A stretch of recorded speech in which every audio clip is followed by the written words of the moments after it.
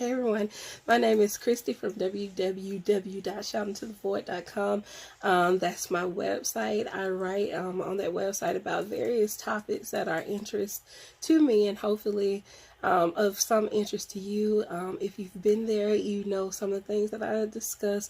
I discuss a variety of things of music, research, psychology, history, literature, all kinds of things or whatever is on my mind at the time.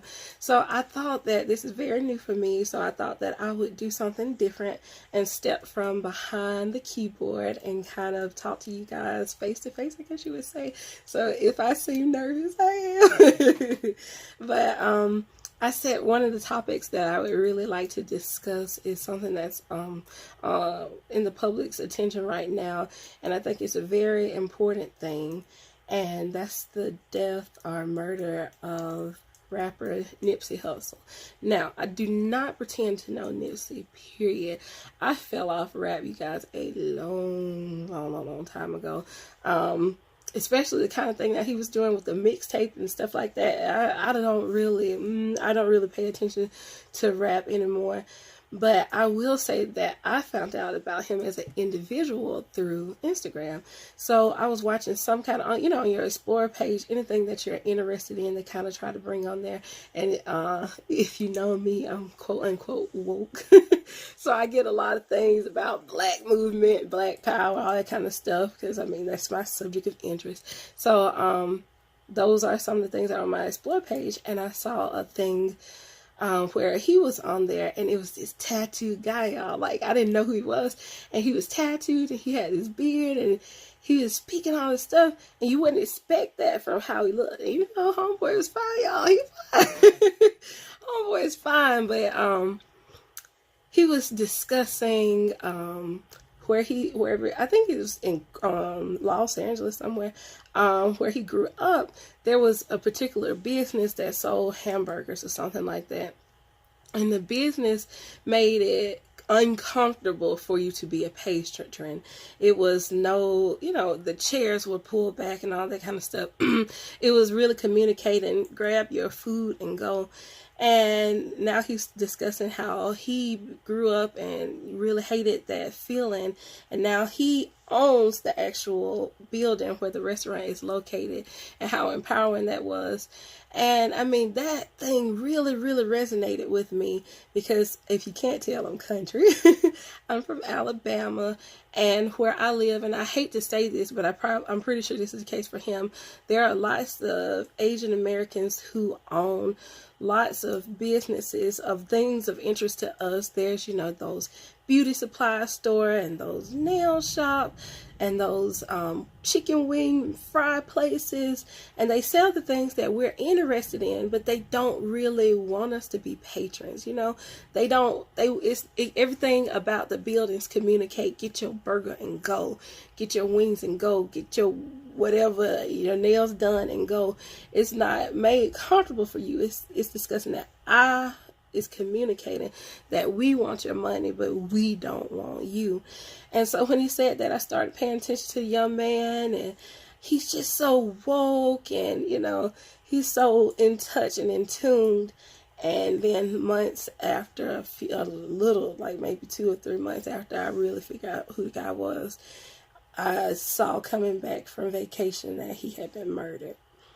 And that thing, even though I'm not like a super fan, I hate that word fan, nobody's fan. I'm a fan of Jesus, because fan is short for fanatic, and nobody's fanatic.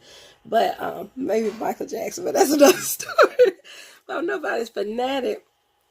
But even though I wasn't a real even admirer of his music, the situation hurt. And it hurt a lot of people, and there's nothing to compare it to but Tupac, as everybody was saying. I remember when Tupac died, and just that, oh man, that was a sad time. Even though I was really young, it was just a sad time to be alive, man, because Tupac was on some really positive stuff and uplifting things, and just to see him gunned down like that. So we're getting those Tupac vibes from this Nipsey situation. And it's so sad because he leaves behind his beautiful girl and these beautiful children. And to me, the situation isn't about who killed him or how it went down or if he was in a gang or if it was gang related, all that. To me, it's about legacy. And it's about the beautiful legacy that this young man has left behind. And it's about what are we going to do about it? You know, like what, as African Americans, what are we going to do about it? And I think that the only thing that we can do is become awake and woke. I don't know how to put it. But we have to, like, we literally have to. I find that as a people, we are so inundated. We are so interested in the Jordans and the Gucci and the Prada and the Cristal. We're interested in those brands that have absolutely no interest in us. Like, I've written about Nike before, and you guys, if you look behind Nike, woo, Nike hates you, and you are still supporting Nike. And we all are. We're all guilty of supporting these brands that have no loyalty to us. And we are so, even myself, I'm just waking up, you guys. Like, this is not something, I did not come to this world woke, period. And I'm not going to say that I'm completely woke now, but I do know that it's about priorities. And I feel like as a race of people, our priorities are just exponentially wrong. Just wrong. We're interested in things that have no interest in us. And so I think that the whole situation with the Nipsey young man, I call him a kid because I'm 30, you guys. Like, was 33.